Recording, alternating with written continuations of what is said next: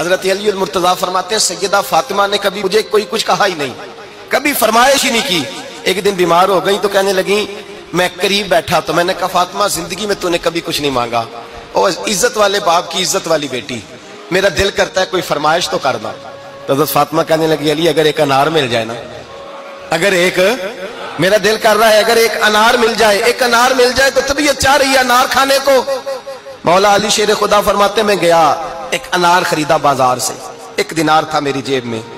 انار خرید کے جب واپس پلٹا نا تو کہتے ایک بوڑھا شخص، ہونٹوں پہ کمزوری، آپ فرماتے ہیں میرے باپ دادا کی عمر کا،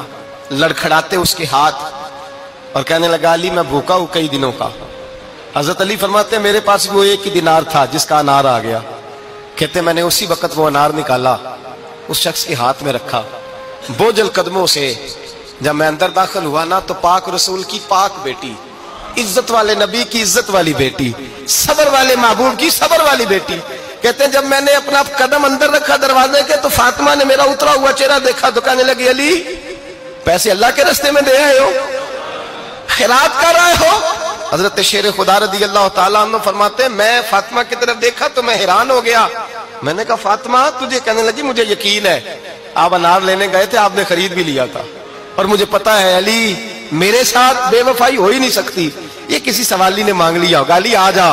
مجھے انار کھانے سے وہ سکون نہیں ملا جو تو اللہ کے راستے میں دے آیا ہے تو سکون ملا ہے، کھانے سے نہیں ملا جو تیرے دینے سے ملا ہے۔ مولا علی کہتے ہیں صبر کر کے میاں بیوی بیٹھ گئے تو دروازے پہ دستک ہوئی،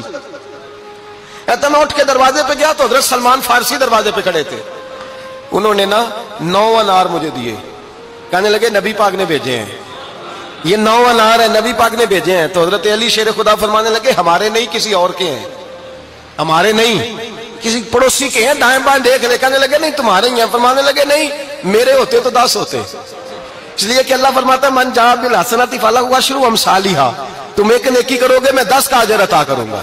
فرمایا میرے ہوتے تو 10 پورے ہوتے، اللہ رسول نے بھیجا اور میرا یقین کمزور ہو سکتا ہے، میرے ہوتے تو 10 ہوتے، یہ 9 ہے۔ حضرت سلمان فارسی نے جیب میں ہاتھ ڈالا، 10واں بھی نکالا، کہا علی تیرے 10 ہی تھے، میں تو تیرا امتحان لے رہا تھا،